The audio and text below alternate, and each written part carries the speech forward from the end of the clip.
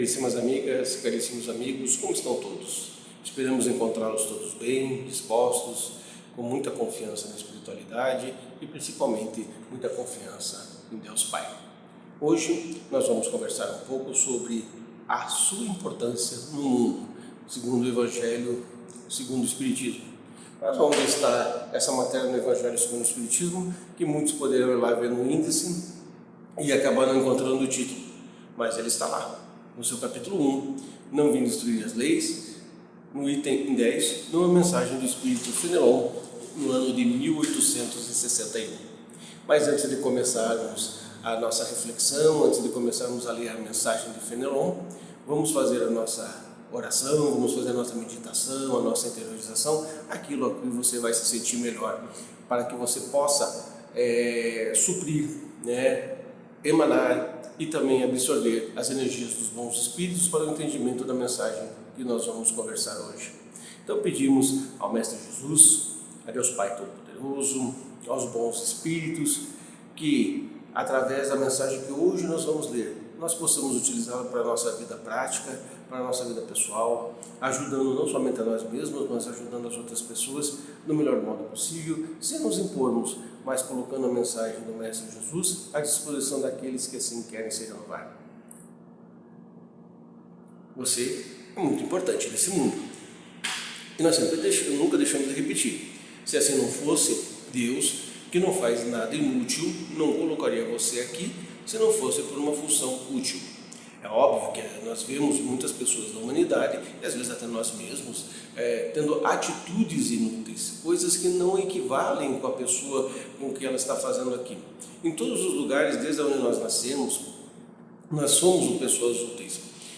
Claro, óbvio que muitos ficam ali a vida terrena inteira, outros se mudam para outros locais, para outros bairros, para outras cidades, mas mesmo esses deslocamentos são úteis para o espírito na sua aprendizagem. Nós conversamos aqui que até nos momentos de folga, quando você consegue tirar férias do seu trabalho, mesmo que você vá para um lugar onde muita gente diz, eu vou relaxar, não vou fazer nada, mas nós lá podemos ser muito úteis também, principalmente aprendendo, observando que esta é a função do ser humano. Nós sempre incentivamos as pessoas a serem pesquisadoras primeiro de si mesmas e depois de tudo que acontece ao seu redor, porque o que acontece ao seu redor faz parte de você mesmo. Então vamos começar com a mensagem do Espírito Fenelon, no ano de 1861, onde ele vai dizer nesse item 10 do Evangelho segundo o Espiritismo, capítulo 1. Um dia, Deus, em sua caridade inesgotável, permitiu ao homem ver a verdade e varar as trevas. Esse dia foi a chegada do Cristo. Depois da luz viva, as trevas voltaram. O mundo, entre alternativas de conhecimento e da verdade, da obscuridade e da ignorância, perdeu-se novamente. Então, tal como os profetas do Antigo Testamento, os espíritos se puseram a falar e a voz advertir. O mundo está abalado em suas bases. O trovão provocará estrondo, sede firmes. Bom, nesse primeiro trecho aqui dessa mensagem, ele vai nos dizer aqui que Deus, na sua caridade, obviamente permitiu ao homem que varasse as trevas. Mas as trevas voltaram, através de muitos dogmas que foram impostos à humanidade durante muitos séculos. Por isso que ele diz aqui, que as trevas voltaram, a ignorância voltou. E hoje, será que nós estamos assim longe dessa ignorância? Nós vemos, apesar da tecnologia que está à nossa disposição, de muitos vídeos, de muitos médios, nós vemos ainda que se cria muitos problemas com a espiritualidade. Nós vemos que as pessoas elas não estão trabalhando a doutrina espírita, o espiritismo, ou mesmo as mensagens do Evangelho segundo o Espiritismo de uma forma prática. A gente sempre incentiva, você pode estudar a doutrina espírita, você pode estudar inclusive os livros da sua religião, mas se você não colocar em prática, praticamente é aquilo que você tirasse um diploma, um certificado e não colocasse aquele seu trabalho à disposição, primeiramente de você e depois das outras pessoas. Assim é o ensinamento da doutrina espírita. Então, quando nós não colocamos em prática aquilo que nós aprendemos, ele vai dizer que as trevas voltaram. Quer dizer, por mais que a gente tenha conhecimento, mas nós não colocamos esse conhecimento em prática. E ele começa a sua outra parte da mensagem dizendo que o Espiritismo é de ordem divina, visto que repousa nas próprias leis da natureza, e acreditai tudo que é de origem divina tem um objetivo grande e útil. É o que nós começamos aqui a falar, né? Deus não faria nada inútil, e se você está aqui, você é uma pessoa extremamente útil, né? O nosso mundo se perderia. A ciência, desenvolvendo-se à custa dos valores de ordem moral, estava nos conduzindo ao bem-estar material com proveito do espírito.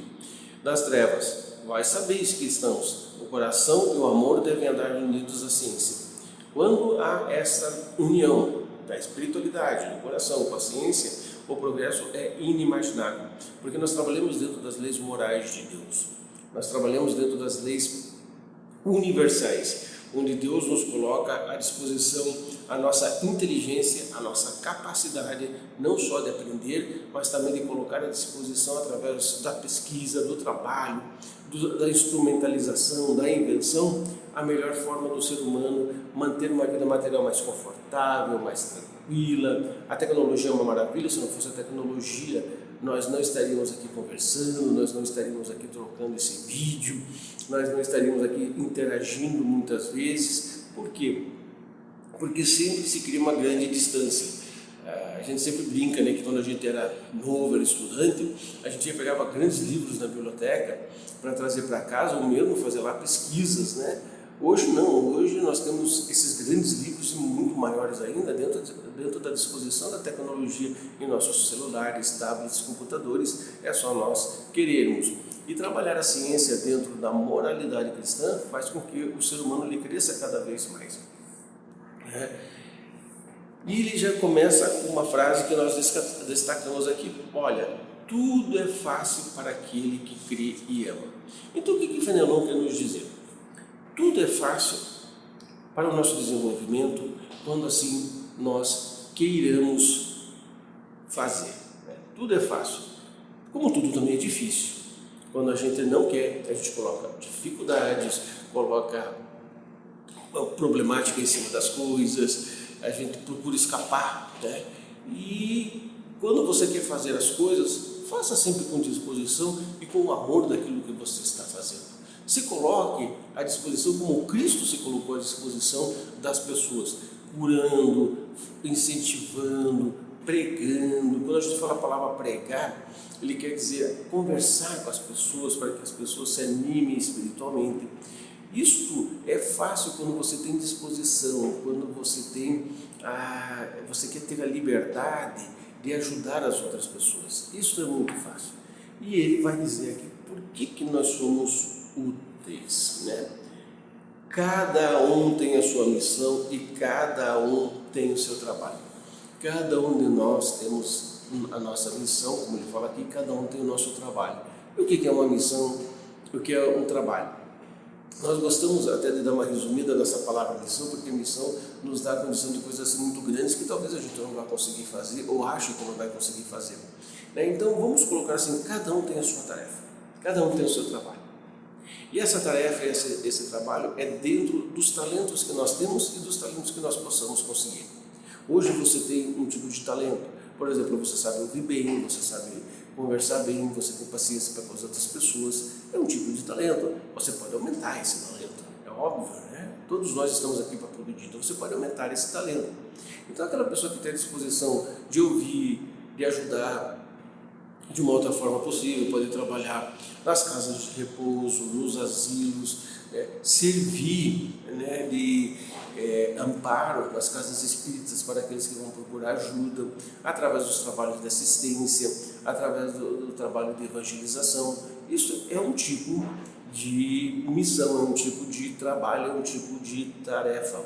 Como também aquele que não se julga capaz, pelo menos por enquanto, desse tipo de tarefa, mas consegue realizar tarefas práticas, auxiliando ali no trabalho de organização, identificação de fichas, ajudando ali no trabalho de distribuição, de indicação de local, né? Chamando as pessoas para as consultas, chamando as pessoas para o trabalho de passe, também é um tipo de trabalho. Na sua comunidade, você é uma pessoa extremamente útil se você quiser. Você é uma pessoa que tem uma capacidade enorme de fazer as coisas. É só você querer, é só você ter boa vontade. Ele diz aqui, cada um tem seu trabalho. Olha o que ele continua dizendo, olha, A formiga não constrói seu formigueiro e os animalzinhos insignificantes não erguem continentes? A nova cruzada começou. Apóstolos da paz universal e não da guerra. São Bernardos modernos, olhai e andai para frente. Então olha aqui, ele vai dizer, a formiga não constrói seu próprio formigueiro e os animaizinhos que eles chamam insignificantes, pequenininhos, né, por causa da tradução, não erguem continentes? E não é verdade? Vemos um exemplo bem prático, né, os recifes de coral, né, cada um daqueles recifes são animaizinhos que estão juntos ali fazendo aquela enorme barreira de coral que não só ajuda os locais a enfrentarem as ondas turbulentas, das tempestades, mas também muitas outras coisas, como a higienização da água do mar, a alimentação de outros peixes. Se esses animaizinhos, né, esses seres ajudam o oceano nesse sentido, e outros animaizinhos ajudam em outras partes, porque nós, que somos seres humanos, que temos um pouco mais de evolução, nós não podemos também ajudar os outros seres humanos? Olha, a lei dos mundos é a lei do progresso, né? A lei do mundo é a lei do progresso. Todos nós temos que progredir, todos nós temos que ir para frente. Então, procurar saber o que você quer e tem condições de fazer, né? E tirar um pouco da timidez e entender que você no mundo é extremamente útil. Nós vemos muitas pessoas com depressão, muitas pessoas, infelizmente, que tiram as próprias vidas, se suicidam. É muito triste, né? A gente entende que alguns, durante a sua jornada, durante a sua caminhada, acontecem coisas na vida familiar que as entristecem, acontecem coisas na vida pessoal, na vida profissional, mas Jesus sempre nos ensinou que nós devemos nos animar, não devemos nos entristecer. Devemos ficar tristes? Podemos, com certeza, temos esse direito. A tristeza faz parte da nossa depuração. Nós não vamos ficar alegres se alguém da nossa família retornar ao mundo espiritual, né? Nós vamos ficar tristes pela falta física desta pessoa, nós vamos ficar tristes pela perda do nosso trabalho, do nosso sustento, nós vamos ficar tristes por muitas coisas, mas a tristeza, ela tem hora para começar e tem hora para terminar. Não ficar longos meses e anos com a mesma tristeza, achando que não vale nada para o mundo. Se Deus, mais uma vez, nos colocou aqui, é porque nós temos muita coisa boa para fazer, nós temos muita utilidade. Jesus vai nos ensinar através do apóstolo Mateus, né? A colheita é tão grande e os trabalhadores tão poucos. Olha como é forte essa significação dessas palavras e como é forte o que Jesus nos ensina. Fenelon vai continuar nos dizendo: sim, meus filhos, o mundo pode estar abalado, mas os bons espíritos vos dizem sempre: curvai-vos sobre o sopro que anuncia a tempestade para não seres derrubados. Isto é, preparai-vos e não vos assemelheis às virgens loucas, que ele fala aqui da parábola das virgens, né? Que foram apanhadas desprevenidas à chegada do esposo. Então, vamos pegar um pouco a famosa lição do bambu que tanto é falado, né? Que quando vem a tempestade, o bambu se curva perante a tempestade, mas após passar a tempestade, o bambu se ergue novamente, procura os céus, vai crescendo, vem outra tempestade, ele se curva novamente. Enquanto que muitas das árvores acabam não tendo esse poder de curva e acabam caindo, se quebrando, tirando suas raízes conforme a força da tempestade. É claro que isso são coisas da natureza, mas Jesus sempre usou os exemplos da natureza para nos fazerem ver como nós podemos nos comportar na nossa vida, no nosso dia a dia. Então, entenda da sua utilidade no mundo. Entenda que você é uma pessoa especial. Não são só artistas os que aparecem nos programas que são colocados aí, essas famosas reality shows, que não vale a pena a gente perder muito tempo assistindo. Não pense em nada disso. Pense o quanto você tem capacidade, o quanto é sua inteligência, o quanto você pode fazer e o quanto você pode ajudar as outras pessoas. E ajudando as outras pessoas, você está se ajudando a si mesmo. Então não desista de ler, não desista de aprender, não desista de atuar, não desista de ajudar. Participe do que você puder participar, ajude a quem você puder ajudar. Claro que sempre no sentido de nunca haver um retorno, porque nem Jesus quis retorno nosso. O único retorno que Jesus quis para a nossa vida é que nós nos melhorássemos espiritualmente. Então, o Evangelho segundo o Espiritismo, no seu capítulo 1, onde ele fala aqui, sobre não vinde estudar a lei, e Fenelon nos dá essa mensagem: animai-vos para que a gente possa fazer o melhor possível. Mais uma vez eu vou repetir esta frase dele: cada um tem sua missão, cada um tem seu trabalho, cada um tem sua tarefa e todos nós somos úteis neste mundo.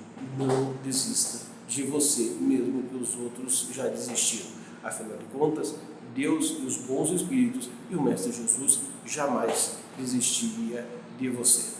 E muita paz, prosperidade e até um próximo encontro, se o Mestre Jesus assim nos der o aval da nossa presença. Eu muito obrigado.